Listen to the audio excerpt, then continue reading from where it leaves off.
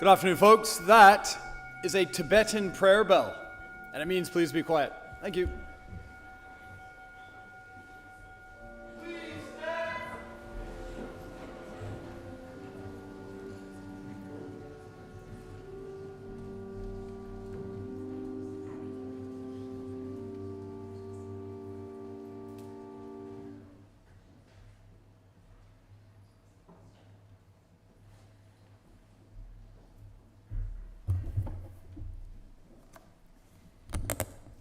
Afternoon, please be seated.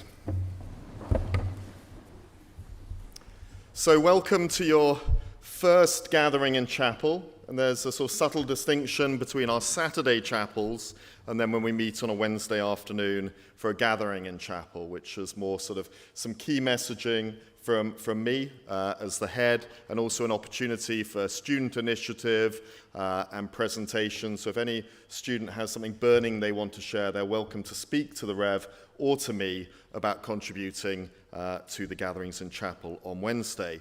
Well done on a very strong start to term. Hopefully those new students are settling in well in their houses, gaining that sense of belonging that we so strive to gift to you. And I want to read you back one email I received from an alumnus from 1973, and I've just edited it down a little bit, but unexpectedly this arrived in my inbox, and it speaks to some of you. Dear Head of School and the entire Shawnigan team, last Thursday, September the 8th, my former wife and I dropped by Shawnigan for an unscheduled visit. My 2 years at Shawnigan were turbulent. My parents were going through a divorce, and I was a very lost teenager. Shawnigan provided some of the first steps to becoming the person I aspired to be.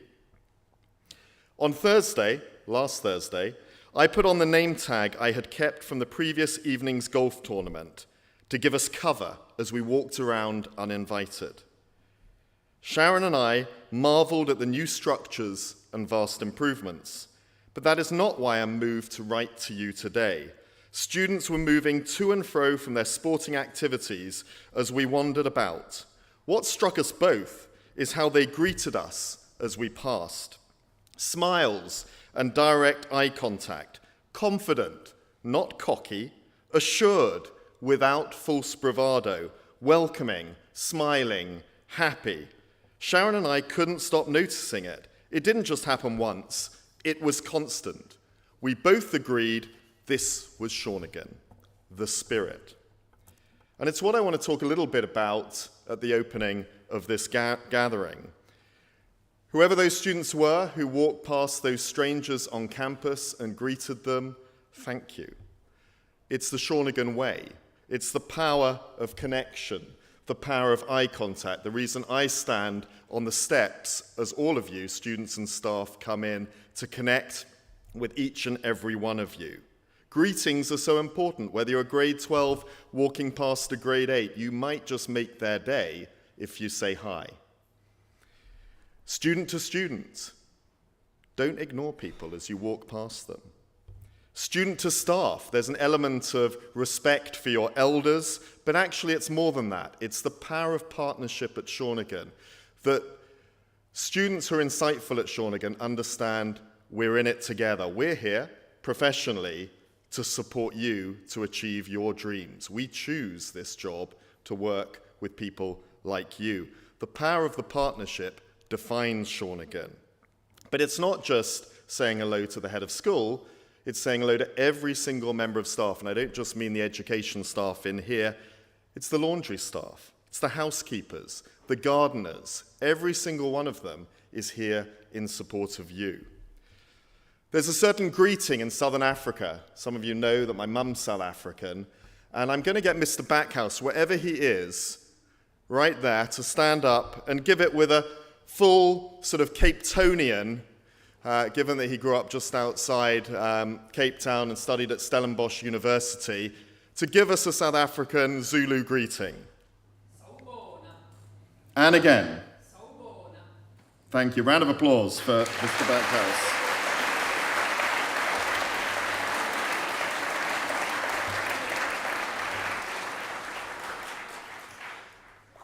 In different cultures, greetings have different emphases.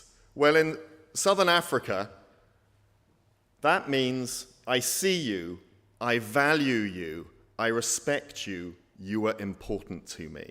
And there's a whole cultural exchange of what you say in response. So in our Canadian world here of hi, how are you, and just that interaction as you walk past someone is so important. When I walk to Tinkle Time every Monday, Wednesday, Friday, I walk down the corridor and I make sure I connect with every single student. Some student try to slither past without getting eye contact in that corridor with me, or at the entrance. Maybe some staff do as well and see it's the head and scurry off in the other direction. But it is so important we take that moment, whether it's a stranger or someone we recognize on campus. And if you're new to the school, factor that in as to how you move around campus, and it will serve you very well here and in life. I will tell you one little postscript to that. I did probably the highlight and the low light of my week last week was when I came out of the doors into the quad from the main building, and I came down the stairs and I saw this student. Yes, I'm going to talk about you. And I saw this student in the quad. She saw me and she smiled, she waved, she shouted with excitement to see me. She's in Strathcona, by the way. And I thought, God, I feel valued, I feel respected, I feel important. And then it was the sad realization she was waving at the person behind me. I shrank at that instant and disappeared off. You know who you are. So, we're going to have, on that note, we're going to have a house hymn. I haven't warned them of this, and we're going to do this training piece of just rising in silence to respect the space. So get your hymn books, hold on. It's going to be number 4, but if you're in the front row, don't pretend, as these guys were doing, that they knew the words last time. Make sure you've got a hymn book in your hand, and don't try to lip sync it. Please stand, hymn number 4, Grove's House. We'll all sing Groves. Sing the loudest, please.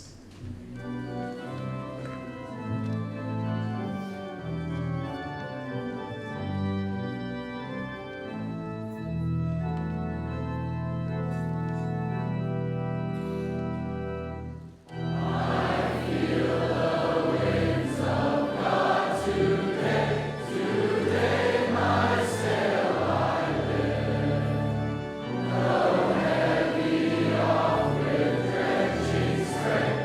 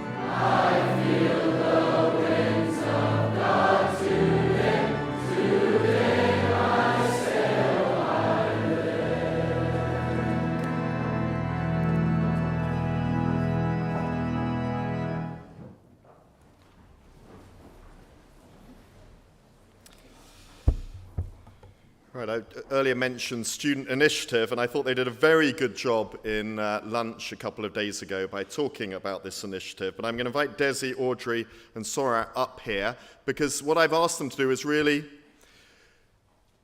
explain the emotional connection with the project they're supporting, why the three of them are supporting, and why they are inviting you all to support them with this initiative. So, over to you three. Very tall. Good afternoon. As you may have heard, our names are Desi, Audrey, and Sora, and we started a fundraiser on Monday raising funds for workshops in Bauchi State, Nigeria. My name is Desi Shaw, and I am the team lead on this project. First of all, thank you everyone for all of the support that we have received so far. We've actually had to increase our goal twice now to accommodate all of the donations that we have received. Today, we wanted to take a moment to explain the history of our project and the impact that it might have. During the summer of 2022, I attended a program offered by Leadership Initiatives, who are our sponsors for this project, called National Security and Intelligence. This focused on designing a security system for Yobe State University in Yobe State, Nigeria, which is a university that suffers from frequent attacks from the Boko Haram, which is a terrorist group in Nigeria. That program opened up a world of opportunities for me. Nigeria is one of the world's richest countries in natural resources, but due to its government and economic failures, it is leading the world in poverty. Thousands of women and girls in Nigeria are faced with the harsh reality of little to no rights and face the future of child marriage and no education. From a very honest standpoint, I feel guilty about the privilege that I have to be able to go to Shawnigan, to attend programs like the one I did over the summer, and to be an international student. Opportunities to create physical change for people who need it doesn't come every day. And if I didn't make the most of this chance and this program, then I am wasting the power that I have to change the world for a better place. By participating in this program, we have the opportunity to change lives, not just me, Audrey, and Sora, but the entire Shawnigan community. Thank you, Desi. Yes, just to reiterate what Desi said earlier, thank you all so much for everything you've all done to help us. Whether it was donating money, spreading the word to parents and friends, or just listening to me last night while I badgered you incessantly for money. I'm sorry about that, Lakes and Ripleys. You have granted the three of us an incredible boon, and we will not forget your generosity. This project, like Desi, is very special to me. I find it very important to acknowledge that I, much like a lot of you guys here, are a very privileged person, coming from a well-off family and going to an amazing school like this. And as such, I always take any opportunity available to me to help other people who were not lucky enough to be dealt the same cards as me. Also, I'm a Madiwan kid, shout out to PK, so I do love community outreach and connecting with people from different backgrounds and learning about different cultures. I'm also very interested in issues such as women's rights, human trafficking, and sexual harassment, three of which we're going to be specializing in Bauchi State, Nigeria, and something that millions of people suffer from unnecessarily every day. Any way I can, I try to give back to less fortunate communities, and this project enables me and all of you to help. As we continue to make progress, if it's something you're interested in, we can make updates about what we are doing to affect a positive change in real-world problems and how all of you has helped us to achieve it. From the bottom of our hearts, thank you all so much for your support. It's important to recognize our privilege, where we come from, what we have, and what we can do with what we have. So, as Shawnigan students, we strive to help others. But it's less about who we are rather than what we are doing. Human rights violations are very common in the developing world, but not many are aware they ever happen, and a lack of funding for research, campaigns, and basic trainings have left many of these organizations unable to assist victims of various right abuses and work to create proper prevention programs. But with the funding, we are creating a community that can identify and fight human rights abuses, empower individuals to spark sustainable development, and remove the stigma of victims to create a vehicle for advocacy, adding to the growth of democracy and freedom within their country. We genuinely thank you for joining us on our journey, and you are the ones who have changed people's lives little by little. A quote from Albert Schweitzer, who dedicated his life to service at the age of 21, that I hope will resonate with you all. The purpose of human life is to serve and to show compassion and the will to help others. Thank you.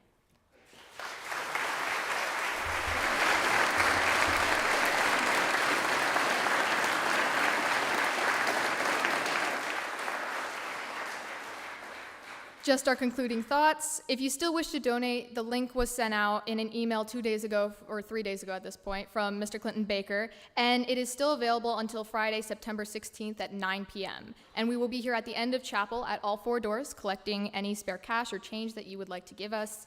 And we will report back with our results, with the amount that we have raised by Friday, and the impact that it'll have as we continue forward. Thank you.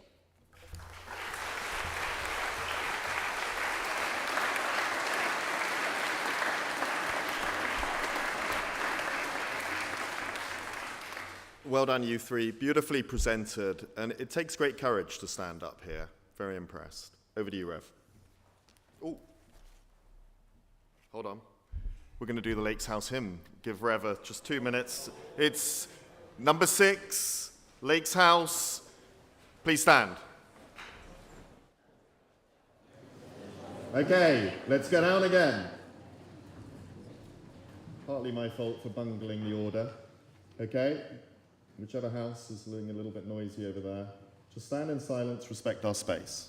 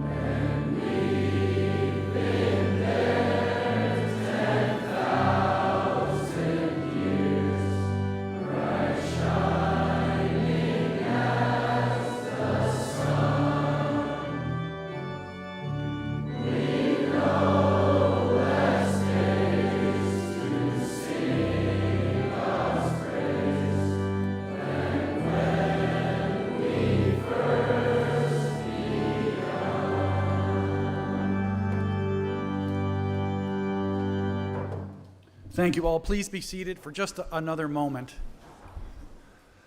So I just wanted to say one thing, because I think it's something that's useful with regard to eye contact, following up on the headmaster's comments, that when you're listening to a speaker, 2 things. If you give them your full attention, which means giving them eye contact, not necessarily the whole time, but generally some eye contact, 2 things happen. One is you're much more likely to remember what's said, and 2, you're much more likely to enjoy what's said. So I just want to say that you as a community are really good at this, and I mean, the other thing that's really good about it, if you're speaking, it really feels good to have people looking at you. So thank you for that.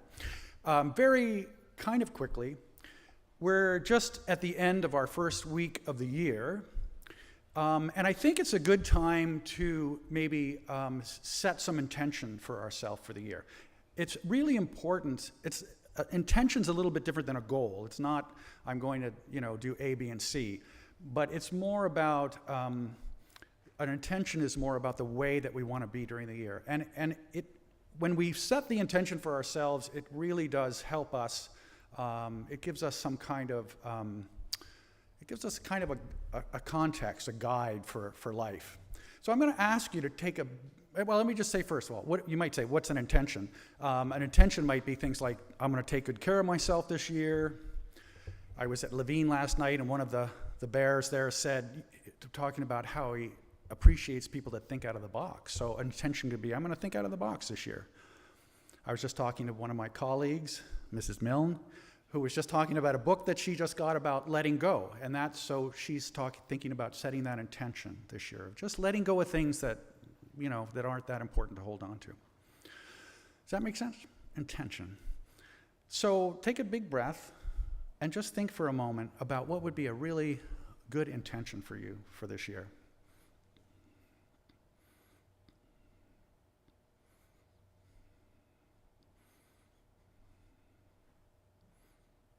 Yeah. Everybody got something? That's it. So the only other thing is, what I would encourage you to do is share that intention with somebody else, whoever that is, a friend or a teacher. Just let them know, because that kind of reinforces it for you. Have a wonderful day, and we will see you on, do they know we're seeing them on Monday? Okay. We'll see you later then. Thanks, Rev. So a gathering today focused on how to greet each other in our community, outreach, led by those three students, and great message there, Rev, on intentions. One thing we do here a great deal is we respect cultural identity and each of ours unique identities. And of course, it is Central American Independence Day tomorrow, a Mexican Independence Day. Please put your hand up if you're from Central America, Mexico. We've got quite a few members of our community, I think at least 3% of the student population. So we will be celebrating, and you'll be sharing your culture with us as we do celebrate difference. And I understand on Friday evening there'll be some wonderful Mexican food served, and I'm sure some of our Mexican students will speak a little bit at that mealtime. So we look forward to that, and of course we've got lots of flags in the main building. If ever you want to share your Independence Day or equivalent, please just ask to take the flag out and ask the Student Life Office if they can help you celebrate that day with the rest of us. We are going to finish now, but first I'm going to let those 3 students plus 1 go to each of the exits with your collection basket. So who's your number plus 1, Desi? There she is. Okay. Staff were tipped off there was going to be a collection at Tinkle Time. And there will be an opportunity, staff and students, if you do want to contribute and you've got no change, the box will live in the general office this afternoon, and then we'll close it. So, please stand. Staff are welcome to go first, and then I will let Henri and Serena dismiss you by grade.